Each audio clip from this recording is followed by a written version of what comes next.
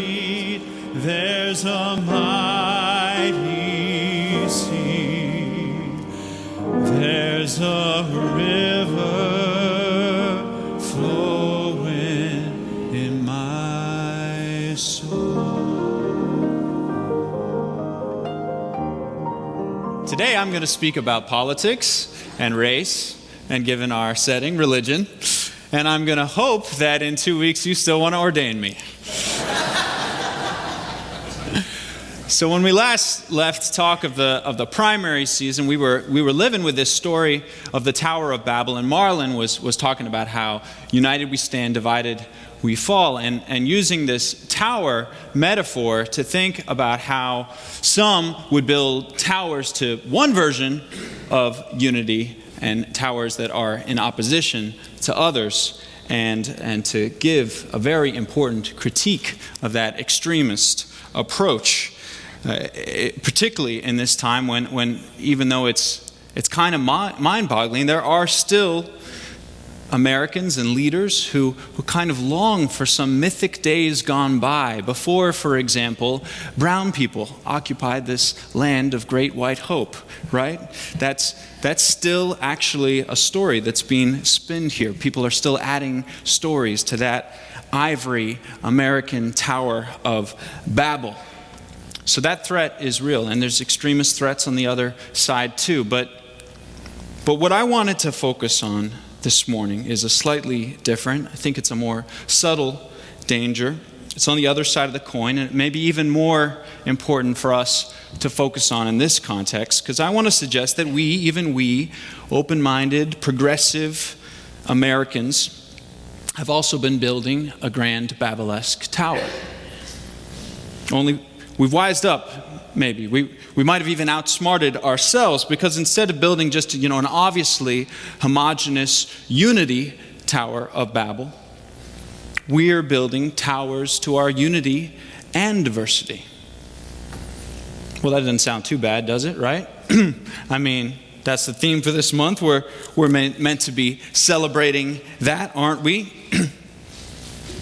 Well, you see, what I want to lift up is that we can and I think we have often become so committed to telling this unity and diversity story, to adding stories to that tower, that we've often given up the priority of truthfulness in our storytelling.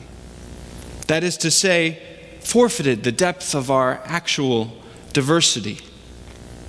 Maybe traded in our discomfort amidst the inevitable discord of difference on an authentic journey toward the possibility of real unity for a sometimes more comforting story of unity and diversity we're enjoying right here and now. Are you catching on to what I'm painting a picture of here? For example, we put on Martin Luther King parades with inspiring, uplifting themes like one race, the human race. And we give awards to those of us who showed up and celebrated and played our part in that heartwarming story. Or there's the photo op, the classic photo op, how we will fill the online world with pictures of members of our organizations, our community organizations, our political groups, our churches even, our businesses certainly, that make it look like the dream of beloved community has already been realized, at least where we operate. Are you catching on now a little bit more to what I'm talking about?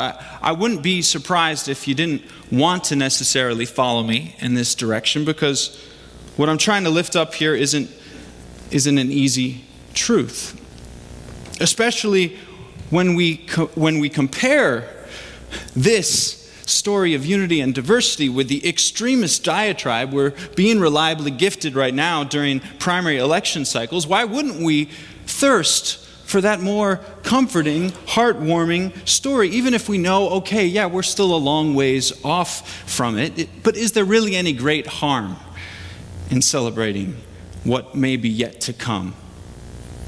Of all the habits to pick on, Dave, really? Is this worth a whole sermon?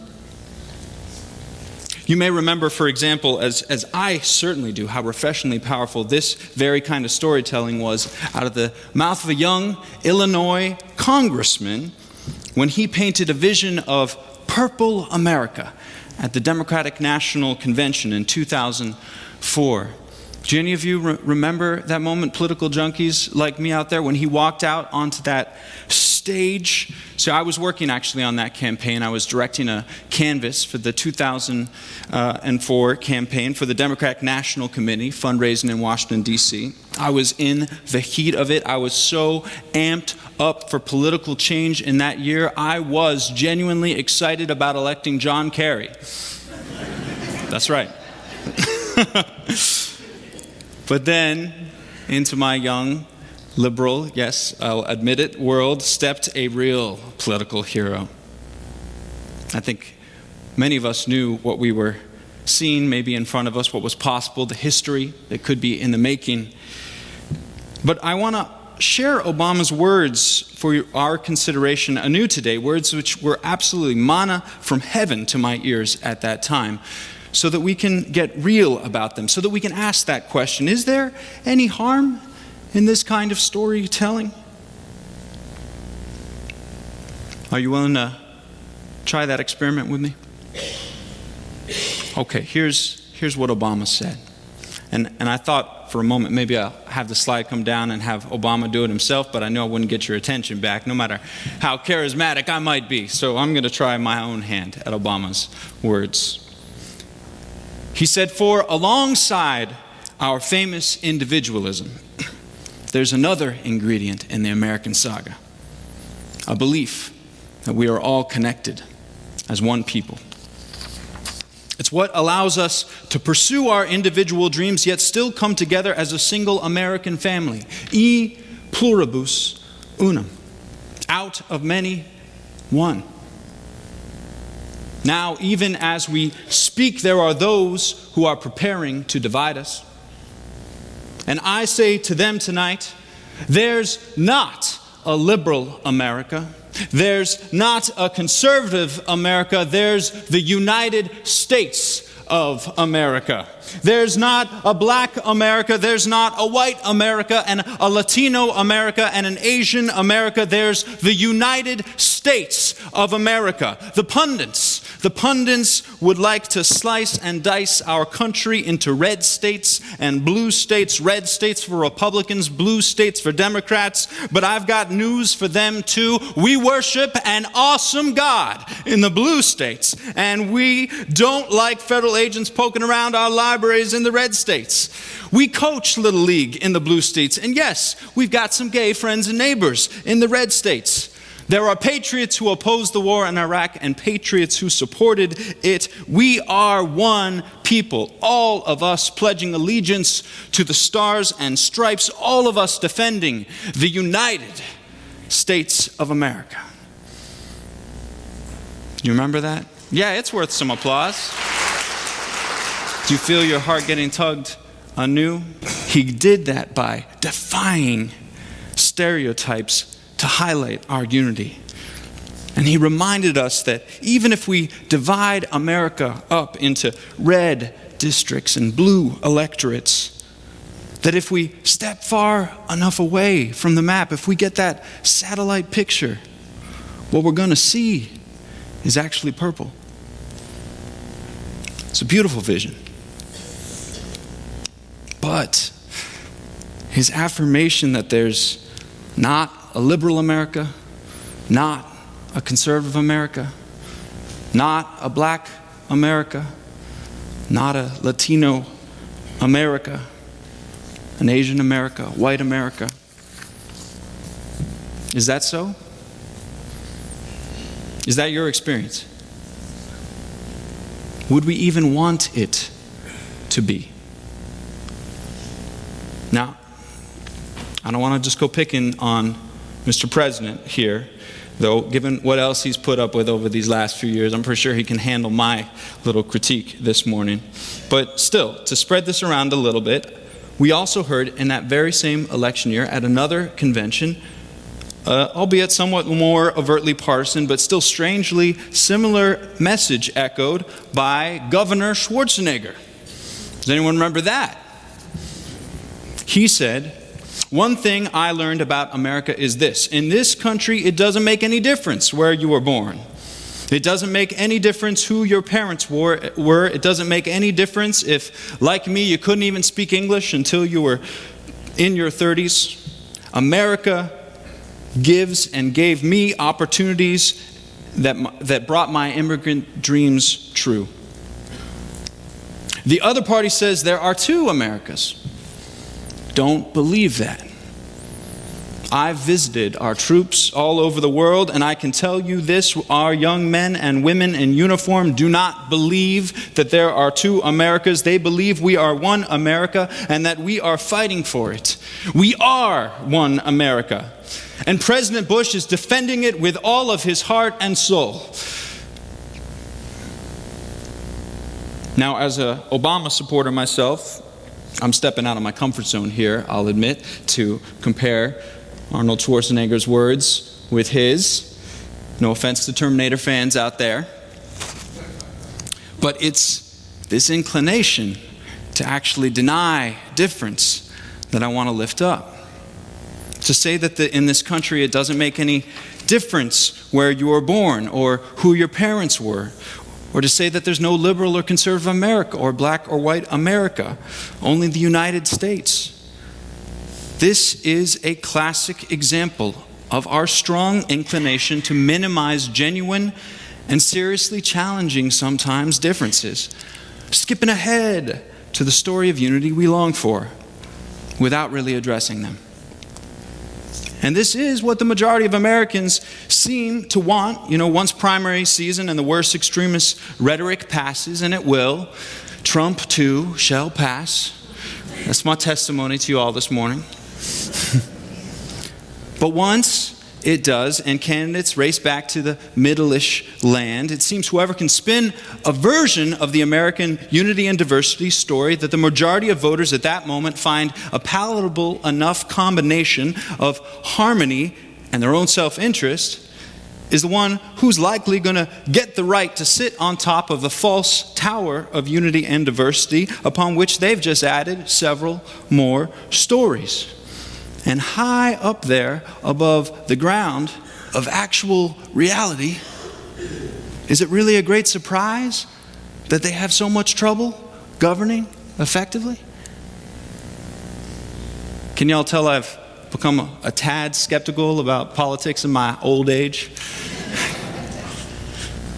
That's why I am grateful that Obama felt moved to admit in his final State of the Union address last month that a great regret of his presidency was that despite his inspiring intention, his vision of unity and diversity for this country, that, quote, rancor and suspiciousness between parties has gotten worse instead of better.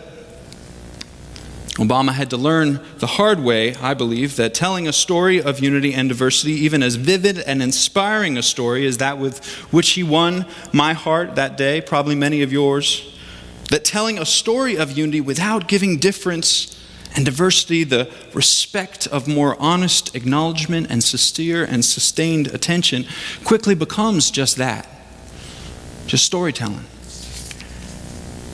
Now, on the other hand, I don't know how on earth I would have handled the Washington playing field that Obama inherited any better, which was and remains so very, very broken.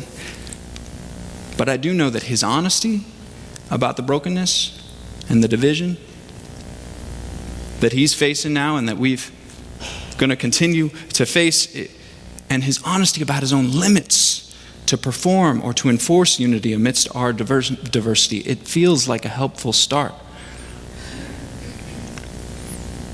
But look, I don't think I'm so naive as to feel that a sermon about politicians telling tall tales is breaking any particularly new ground here, even if I do critique a liberal hero in a largely liberal church.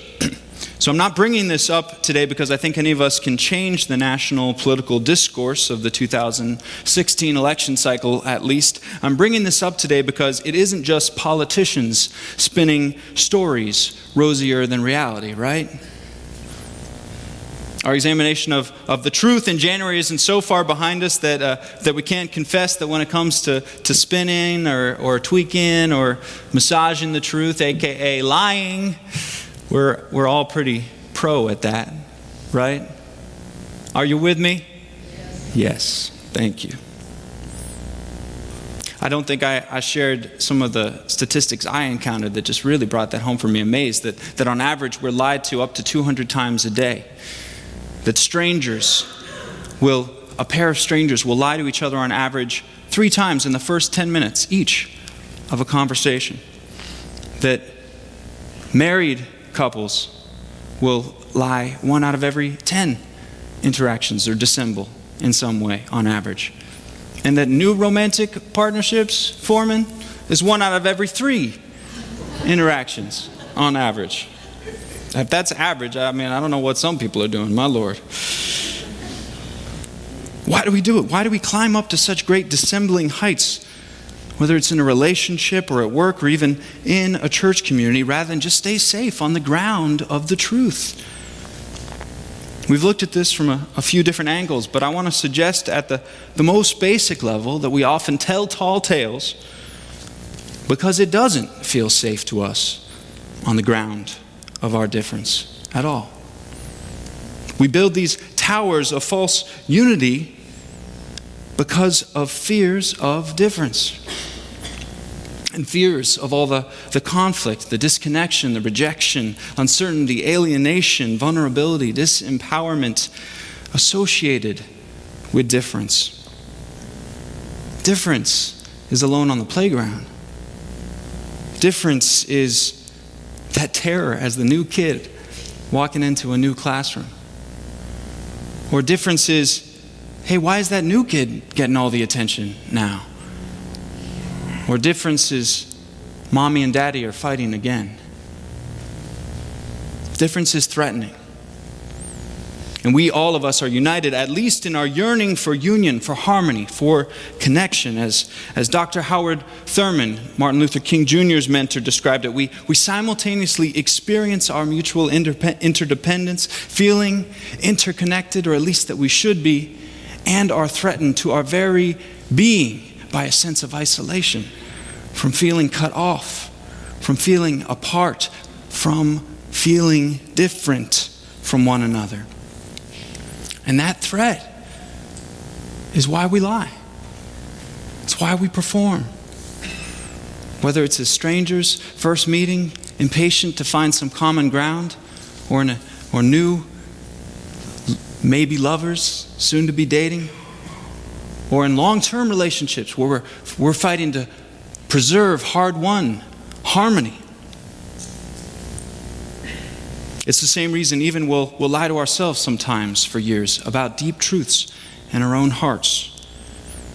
Where experiencing unity that we long for authentically feels too risky, telling stories that perform that unity gives us, enough of a sense of that connection while also providing protection from the threat of difference through the control of being the one telling the story. Now, on a social level, this works better, of course, if you're the one with the structural political power to control that storytelling. That is, the one whose difference is actually least threatened in our context: white, straight, male, economically privileged storytellers. But I actually want to leave off on that, believe it or not, direction, just for a moment at least, tempting as it is, because I want to make this personal today for you all. Because what's underneath this critique of performance I'm offering of unity and diversity is, and what's underneath the truth that we are both different and longing for connection, is the truth that the only path to unity is through authenticity, is through authentic difference, through authentic expression of our diversity, each and every one of us. And that's what I want to bring home for us today. Because we can't begin to have a unity and diversity story if we each aren't bringing ourselves in our fullest, most honest, most unperformed expression to the table. And that's challenging. I'm going to help you to think about it a different way, I hope, by sharing a way that I think about it as a one-time performer professionally. Benjamin Zander, the great conductor who's coming actually to Tulsa to conduct here at the Tulsa Performing Arts Center in just a couple weeks. I really recommend you check him out. He's the conductor of the Boston Philharmonic, and he's also the author of that book, The Art of Possibility, that we talk about sometimes here. He wrote with his wife. He told this story that could have absolutely been about me at some point in my career, and I just want to share it with you all. He said, one summer I taught a master class at a festival in which one of the students was a young tenor who had just landed a job at the prestigious La Scala in Milan. Just like me, basically. And everything about him said we were to take his success very seriously. He was to sing a song from Schubert's Die Winterreise that describes the yearning and depressive journey of a jilted lover through the cold days of the soul. And the music's some of the most intimate, soft, subtle, and delicate in the repertoire. But when Jeffrey began to sing, outpoured a glorious stream of rich, resonant, Italianate sound, but little trace of melancholy. So for 45 minutes of coaching, I engaged in a battle royale, not with Jeffrey, but with his pride, his vocal training, his need to look good, and the years of applause he had received for his extraordinary voice. As each layer was peeled away and he got closer and closer to the raw vulnerability of the distraught lover, his voice lost its patina and began to reveal his human soul beneath it. At the final words, Jeffrey's voice, now almost inaudible, seemed to reach us through some other channel than sound. Nobody stirred. And then finally, tremendous applause. I thanked Jeremy publicly for his willingness to give up his training, give up his performance, and explained that our applause was for that sacrifice that he'd made to reveal a truth and really connect with us.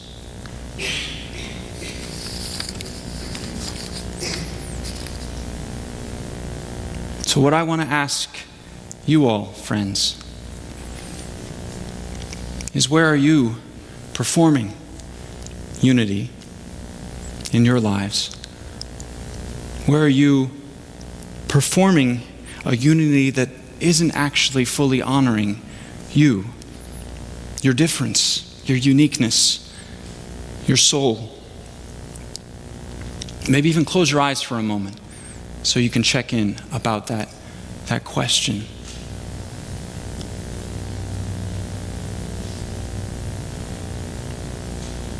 Robert Frost wrote, "Something we were withholding made us weak until we found that it was ourselves." What are you withholding from our shared encounter, from the diversity in which we seek unity? The poet Rilke said it like this: "I want to unfold, let no place stay folded within me, because where I am folded, there I am a lie." Where are you folded?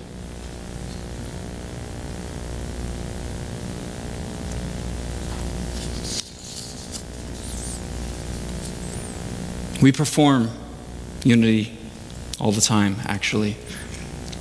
And much of it is needed to get along, to keep things functioning, keep the workplace peaceful, keep the family together, while we hope to work some differences out. But when we add up all this performance and consider what it's doing to us individually and collectively is too much.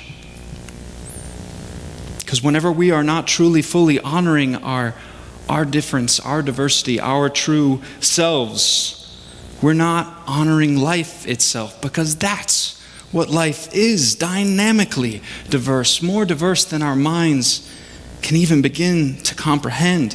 When we perform towers of unity, we might think we're actually getting closer to the beloved community, closer to heaven, closer to the relationships we want, closer to harmony, but we're actually piling brick upon brick between us and what can actually unite us.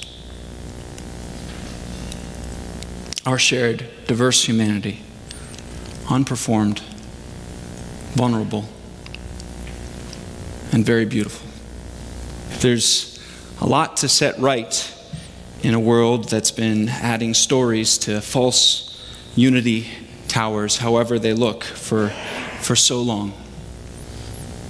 Many of you came yesterday as we worked with Shelley Tuchlik to look at this question precisely through the lens of race in our country.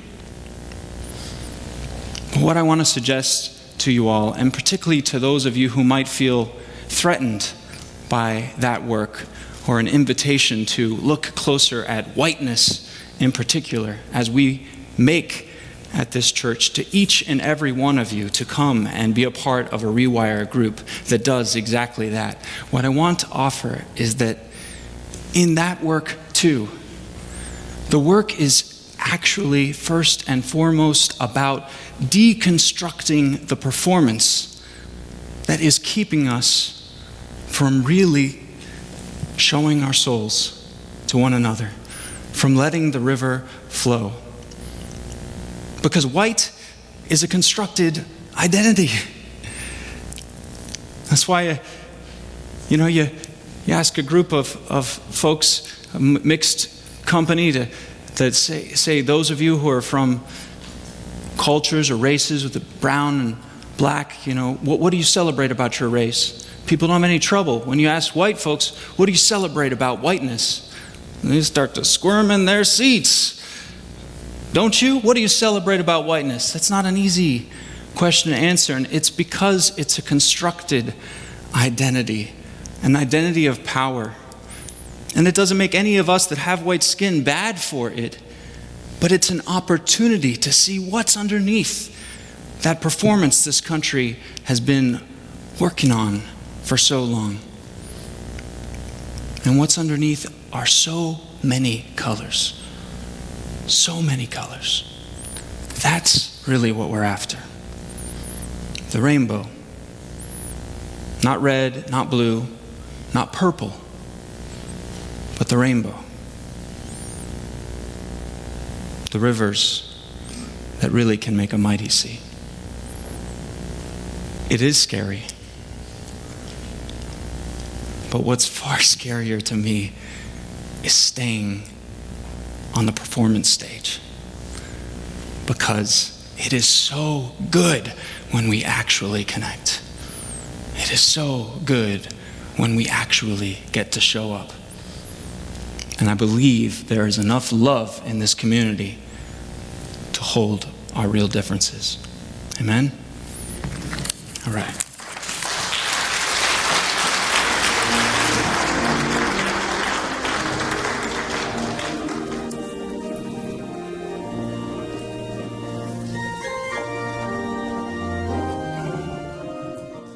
We are your church, and we are proud to be your church, or at least a church that's having a positive impact on your life.